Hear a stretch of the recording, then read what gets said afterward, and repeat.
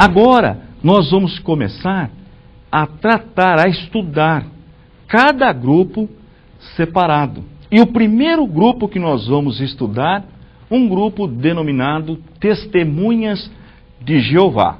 Primeiro eu quero dizer que nós amamos as Testemunhas de Jeová, respeitamos o trabalho das Testemunhas de Jeová, o trabalho que elas realizam de casa em casa, e nós acreditamos que quando as Testemunhas de Jeová saem pelas ruas de casa em casa, elas realmente, elas acreditam que estão prestando um serviço para Jeová. São pessoas que têm temor, pessoas que querem obedecer com precisão a sua religião. Mas tem um detalhe, nós não concordamos com os ensinamentos das Testemunhas de Jeová. Por exemplo, as Testemunhas de Jeová negam a imortalidade da alma. As Testemunhas de Jeová não adoram Jesus. Aliás, elas adoraram Jesus até 1954. Depois proibiram adorar Jesus. O fundador do movimento adorava Jesus. Olha que mudança radical. As Testemunhas de Jeová não acreditam na pessoa do Espírito Santo. E elas também negam a existência do inferno e ensinam que Jesus Cristo voltou em 1914.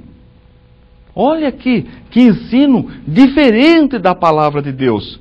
Então o tema, a matéria que nós vamos abordar na nossa aula de apologética é estudando as doutrinas das Testemunhas de Jeová. E a primeira pergunta que eu quero fazer é a seguinte: será que é proibido falar sobre o que pensam outras religiões? Então quero abrir este tema, esta matéria, respondendo a esta pergunta. Será que é proibido falar sobre o que pensam outras religiões? Vamos ver o que diz a Declaração Universal dos Direitos do Homem. Eu vou ler para você a declaração. Declaração Universal dos Direitos do Homem. Todo homem tem direito à liberdade de pensamento, consciência e religião.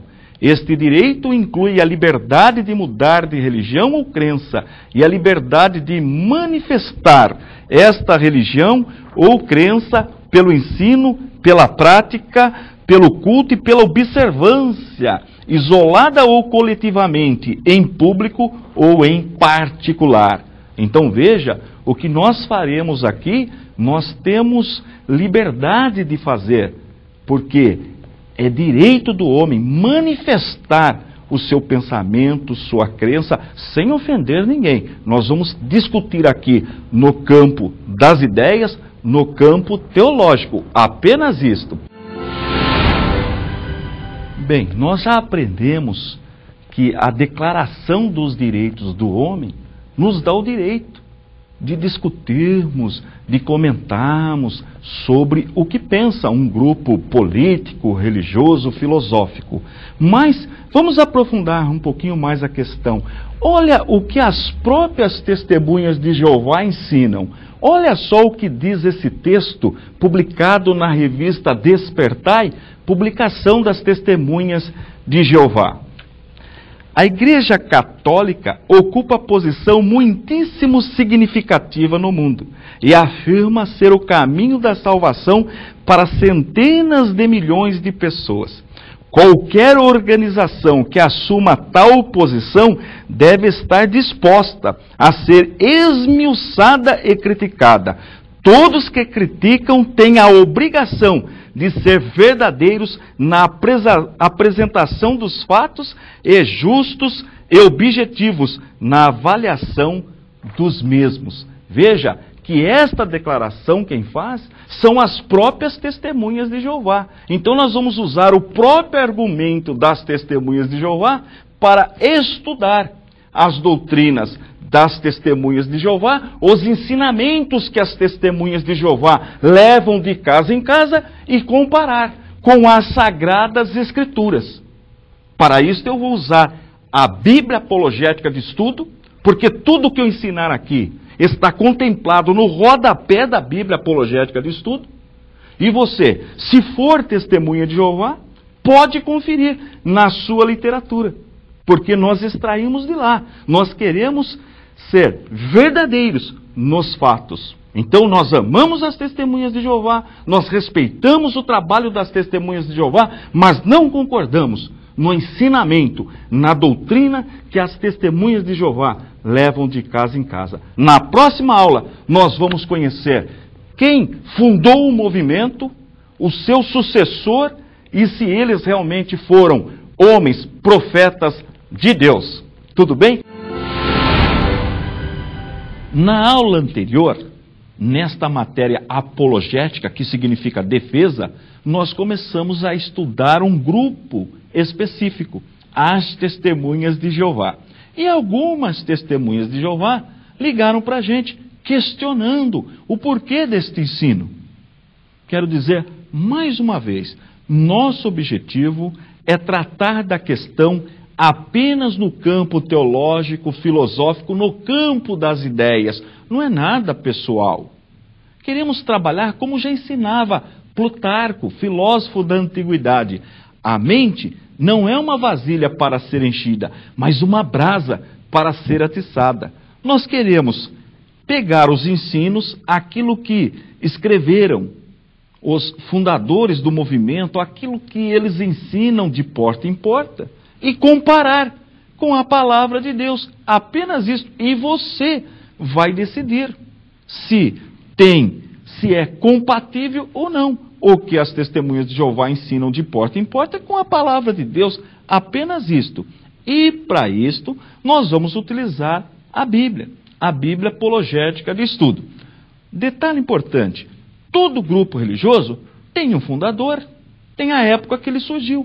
Por exemplo, o cristianismo, fundador, Jesus Cristo, mais ou menos 2000 anos, 2006 anos.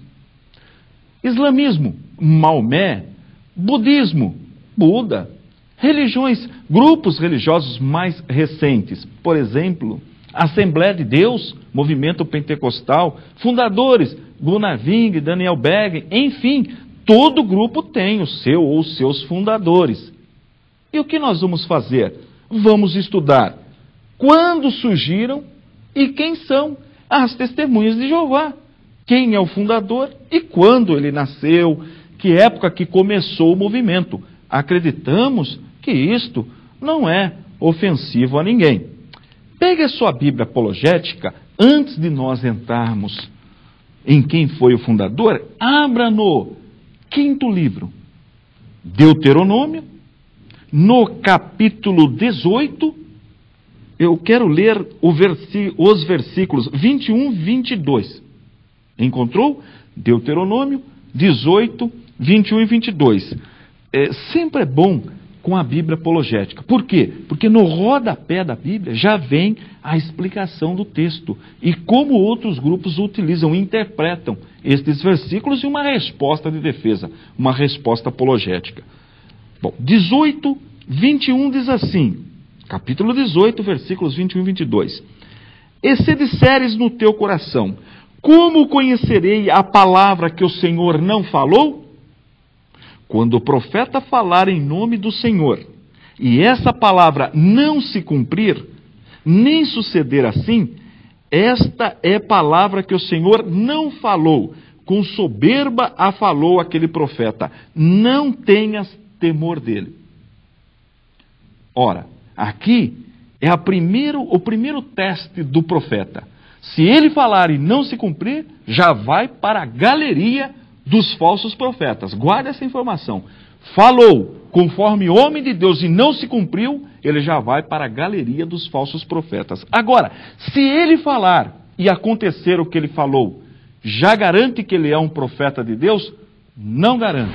Bem, suponhamos que o profeta profetizou e se cumpriu o que ele falou. Isso já faz desta pessoa um verdadeiro profeta? Não. Tem mais um teste.